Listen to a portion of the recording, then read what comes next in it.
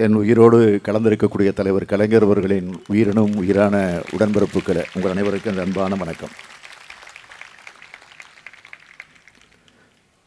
எல்லோருக்கும் முதல்ல என்னுடைய கிறிஸ்மஸ் நல்வாழ்த்துக்களை உங்கள் அனைவருக்கும் நான் தெரிவிச்சுக்க விரும்புகிறேன்.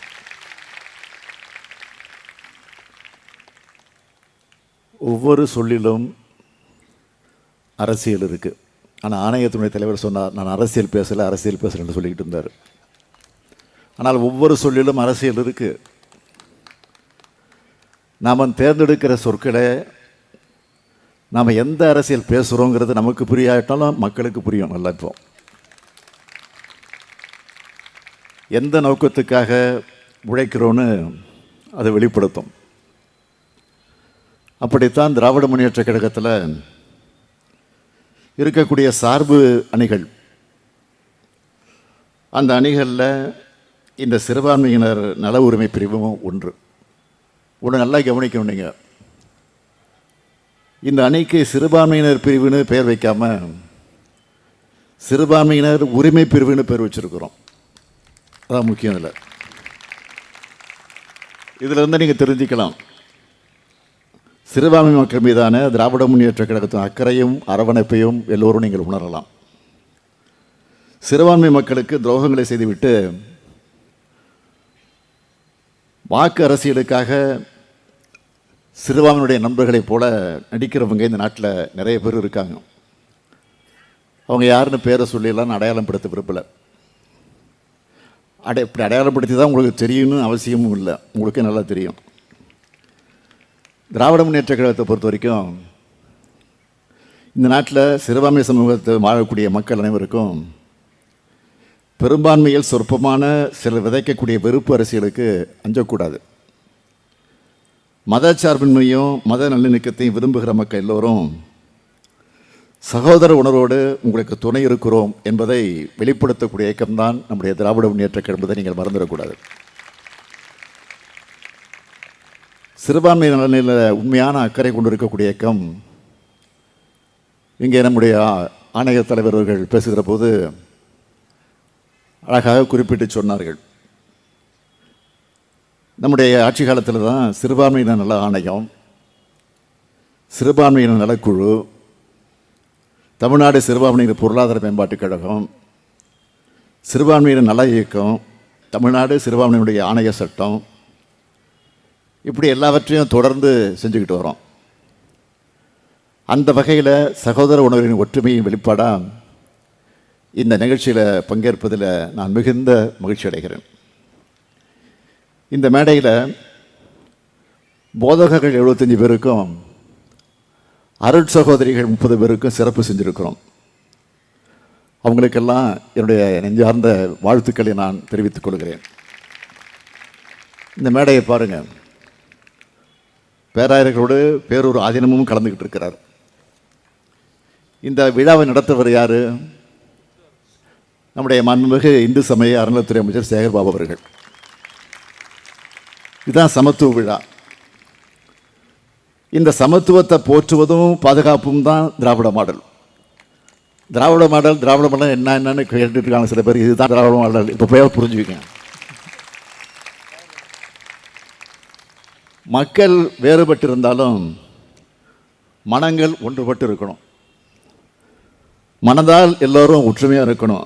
அதுதான் பண்பட்ட முன்னேறிய சமூகத்துக்கு அடையாளமாக விளங்கிட முடியும். அப்படிப்பட்ட சமூகம்தான் நம்முடைய தமிழ் சமூகமாக அமைந்திருக்கிறது. இதுக்கு அடித்தளம் போட்டது நம்முடைய திராவிட இயக்கம். நான் அழுத்தம் திருத்தமாக சொல்லுகிறேன், எந்த மதமாக இருந்தாலும் அது அன்பை போதிக்கணும், சகோதரத்துவத்தை போதிக்கணும், வளர்க்கணும். சக மனிதர்கள் மீது பாகுபாடு காட்டுவதாக இருக்கக்கூடாது.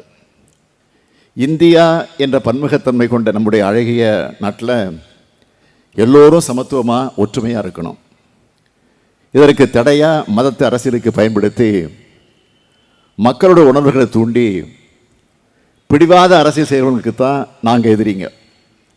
மற்றபடி வழிபாடும் இறைகளும் அவரவர் விருப்பம், அவருடைய உரிமை. நம்ம பொறுத்த வரைக்கும் பேரறிஞர் அண்ணா அவர்கள் சுட்டிக்காட்டியதைத்தான் நான் குறிப்பிட விரும்புகிறேன். ஒன்றே குலம் ஒருவனே தேவன், ஏழையின் சிரிப்பில் இறைவனை காண்போம். எனவே சாதி மத வேறுபாடுகள், உயர்வு தாழ்வுகள் மறைத்து சமத்துவம், ஒற்றுமையும் மதநலனுக்கும் முதன்மையாக விளங்கினால் உலக அரங்கில் நம்முடைய நாடு மிகப்பெரிய உயரத்தை அடைந்திட முடியும். அதுக்கான அன்பையும் அமைதியும் தான் இது போன்ற விழாக்கள் விதைக்குது. அனைத்து துறை வளர்ச்சி, அனைத்து மாவட்ட வளர்ச்சி, அனைத்து மக்கள் வளர்ச்சி, அனைத்து சமூக வளர்ச்சின்னு பாடுபட்டு வரக்கூடிய நம்முடைய திராவிட மாடல் அரசில் சிறுபான்மை மக்களுக்காக, அவருடைய நலனுக்காக செயல்படுத்தப்பட்டு வரக்கூடிய திட்டங்களில் முத்தாய்ப்பான சிலவற்றை மட்டும் நான் உங்களுக்கு நினைவுபடுத்த விரும்புகிறேன். அதை நம்முடைய ஆணையத்தினுடைய தலைவர் அவர்கள் குறிப்பிட்டு சொல்லியிருக்கிறார். இருந்தாலும் நான் மீண்டும் உங்களுக்கு நினைவுபடுத்த விரும்புகிறேன். ஜெருசலேம் புனித பயணம் மேற்கொள்வதற்கான நிதி உதவி வழங்கக்கூடிய திட்டத்தில் அவர் தலைப்புச் செய்தியாக சொன்னார். நான் கொஞ்சம் புள்ளி விவரத்தோடு சொல்ல விரும்புகிறேன். இப்போது ஒரு பயனாளிக்கு நிதி உதவியாக 37,000 ரூபாய் வழங்கப்படுது. ஆண்டொன்றுக்கு இந்த திட்டத்தில் 600 பயனாளிகள் பயனடைகிறாங்க. இதில் 50 இடங்கள் கன்னியாஸ்திரிகளுக்கும் அருட் சகோதரிகளுக்கும் ஒதுக்கீடு செஞ்சுருக்கிறோம். அருட் சகோதரிகள் கன்னியாஸ்திரிகளுக்கான இந்த மானியம் 37,000 ரூபாயிலிருந்து 60,000 ரூபாயாக உயர்த்தப்படும்னு சட்டமன்றத்தில் அறிவிச்சிருக்கிறோம். அதன்படி 8,25,60,000 ரூபாய் செலவில் 4,128 கிறிஸ்தவர்கள் ஜெருசலேம் புனித பயணம் மேற்கொண்டிருக்காங்க.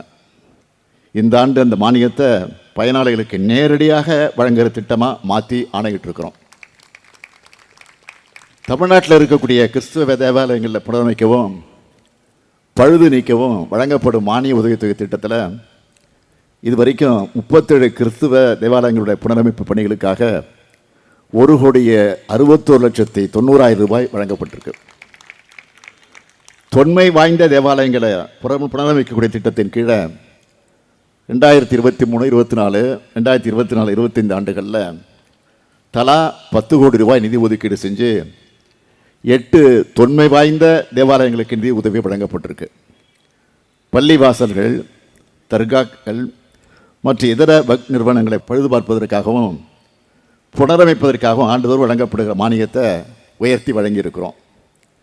இந்த 2024, 25ஆம் ஆண்டு மட்டும் தமிழ்நாடு சிறுபான்மையினர் பொருளாதார மேம்பாட்டுக் கழகம் மூலம் 5,046 பயனாளிகளுக்கு 36,44,00,000 ரூபாய் கடனாக வழங்கப்பட்டிருக்கு. சிறுபான்மை வகுப்பை சார்ந்த ஏழ்மை நிலையில் இருக்கக்கூடிய மாணவ மாணவியர் தங்களுடைய கல்வியினை தொடர்ந்து பயில ஏற்கனவே செயல்பட்டு வரக்கூடிய 17 இலவச உண்டி உறைவிட விடுதிகளோட புதுசாக 3 விடுதிகள் தொடங்கப்பட்டிருக்கு. முஸ்லீம் உதவி சங்கங்களும் கிறிஸ்தவ உதவி சங்கங்களும் கூடுதலாக துவக்கப்பட்டிருக்கு. 2023ஆம் ஆண்டிலிருந்து இதுவரை 56 கல்வி நிறுவனங்களுக்கு மொழிவாரி சிறுபான்மை அந்தஸ்தும் 103 கல்வி நிறுவனங்களுக்கு மதசார்பு சிறுபான்மை அந்தஸ்தும் வழங்கப்பட்டிருக்கு.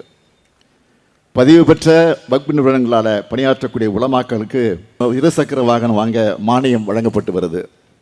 இப்படி சிறுபான்மையினருக்கு மட்டுமல்ல, பட்டியலின மக்கள், பிற்படுத்தப்பட்ட, மிகவும் பிற்படுத்தப்பட்ட மக்கள், உழவர்கள், நெசவாளர்கள், உழைப்பாளர்கள், மகளிர், மாணவர்கள், குழந்தைகள், பாட்டாளி தோழர்கள்னு சமூகத்தினுடைய அனைத்து தரப்புப்பட்ட மக்களுக்கும் பார்த்து நலத்திட்டங்களை இந்த அரசு செயல்படுத்தி கொண்டிருக்கிறது.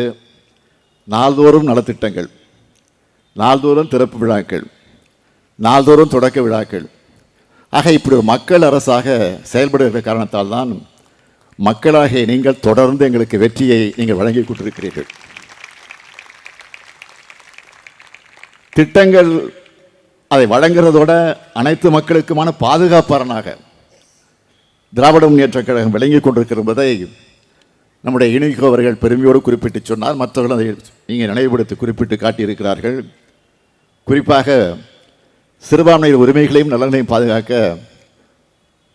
இந்த அரசு உறுதியோடு செயல்பட்டு வந்து கொண்டிருக்கிறது. இன்றைக்கி ஒன்றியத்தை ஆளக்கூடிய பாஜக அரசு சிறுபான்மை மக்களுக்கு அச்சுறுத்தலை ஏற்படுத்தக்கூடிய வகையில் ஒரு அரசை நடத்தி கொண்டிருக்கிறது.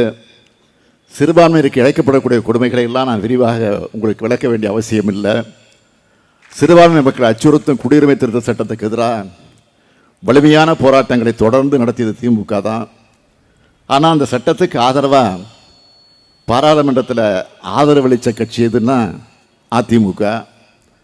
இப்போது எதிர்க்கட்சி தலைவராக இருக்கக்கூடிய திரு பழனிசாமி அவர்கள் அதுக்கு ஆதரவாக எப்படியெல்லாம் பேசினார்னு உங்களுக்கு நினைவு இருக்கும். ஒன்றிய பாஜக அரசை பொறுத்த வரைக்கும் மதச்சார்பு என்ற சொல்லையே அரசியலமைப்பு சட்டத்திலிருந்து நீக்குவதற்காக துடித்து கொண்டிருக்கிறாங்க. அந்த சொல்லை நீக்க முடியலன்னா அரசியலமைப்பு சட்டத்தை நீர்த்து போகக்கூடிய வகையில் முயற்சியில் ஈடுபட்டிருக்கிறாங்க.